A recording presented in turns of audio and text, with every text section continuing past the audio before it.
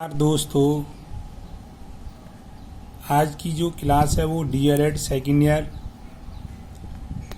Paper का नाम है स्वास्थ्य एवं शारीरिक शिक्षा। जो आज का हमारा टॉपिक है वो है बच्चों का स्वास्थ्य एवं खुशहाली, यानी बच्चों के स्वास्थ्य को हम किस प्रकार ध्यान रख सकते हैं और उनकी खुशहाली यानी उनके जीवन में किस प्रकार की खुशी ला सकते हैं। स्वास्थ्य मनुष्य की अमूल्य निधि है, यानी जो मनुष्य का जो स्वास्थ्य है उसका कोई मूल्य नहीं है।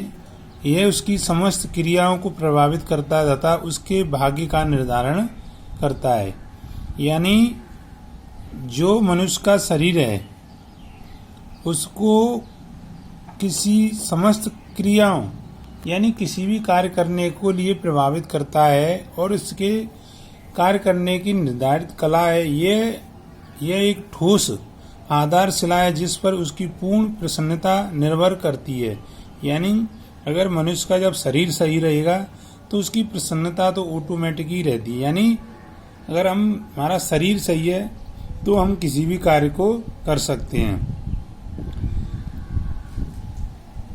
भिन्न भिन्न विद्वानों ने स्वास्थ्य को भिन्न भिन्न प्रकार के परिभाषित किया है। यानी स्वास्थ्य की जो परिभाषा है उसको अलग अलग विद्वानों ने अपनी अलग अलग परिभाषा दी है। इसमें हम बात करेंगे विश्व स्वास्थ्य संगठन WHO, यानी इन्होंने स्वास्थ्य के संबंध में किस प्रकार की परिभाषा दी है।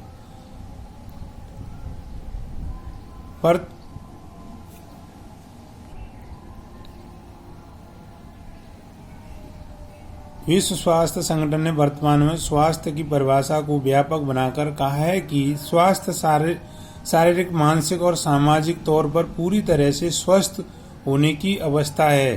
स्वास्थ्य का ऐसा स्तर प्राप्त करना मानव का जीवन मनोरंजन होना चाहिए जो कि प्रत्येक व्यक्ति को सामाजिक आर्थिक तौर पर उत्पादित जीवन में जीने के योग्य बनाए। यानी मनुष्य को इस प्रकार होना चाहिए कि उसे किसी भी कार्य करने में दिक्कत ना हो।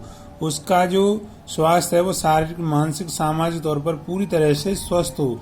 यानी शरीर से भी मानसिक और सामाजिक तीनों स्तर पर वो मनुष्य स्वस्थ होना चाहिए और ऐसे स्तर पर उसके जीवन का मनोरंजन, यानी तभी वो एक तरह से प्रसन्नता पूर्वक रह सकता है और इसके जीवन में जीने की और आर्थिक स्तर पर तौर उत्पादन यानी किसी कार्य करने की क्षमता योग्य बनता है। क्योंकि जब तक हम सही नहीं रहेंगे, हमारा स्वास्थ्य सही नहीं होगा तो हम किसी कार्य को करने के सक्षम नहीं होंगे। क्योंकि किसी कार्य करने के लिए सबसे पहले हमारा स्वस्थ शरीर होना चाहिए और दूसरी बात उस शरीर स्वस्थ के बाद मानसिक भी स्थिति सही होनी चाहिए। जब तक हमारा मानसिक स्थिति सही नहीं है तो हम कार्य को नहीं कर सकते। और तीसरी बात है सामाजिक हमारा स्तर भी सही नहीं है तो हम किसी कार्य को करने में सक्षम नहीं होंगे। क्योंकि हम देख सकते हैं कि किसी कार्य करने के लिए हमारी क्षमता है क्या नहीं है। JF विलियन के अनुसार यह जिंदगी की गुणवत्ता है जो कि व्यक्ति को अधिक से अधिक जीने की, बढ़िया काम करने की सामर्थ्य प्रदान करता है। यानी JF विलियन के अनुसार यह जिंदगी की गुणवत्ता यानी जो हमारा शरीर है उसकी गुणवत्ता जो कि व्यक्ति को अधिक से अधिक जीने और बढ़िया कार्य करने की सार्थकता यानी किसी कार्य करने की क्षमता देता है। और यह जिंदगी कैसी गुणवत्ता पूर्व यानी किसी कार्य करने की क्षमता पूर्व योग्य बनाता है। धन्यवाद। और हम चर्चा करेंगे इसके स्वास्थ्य के में दूसरे वीडियो में कि अभी और भी विद्वान हैं जिन्होंने अलग अलग परिभाषा दी है।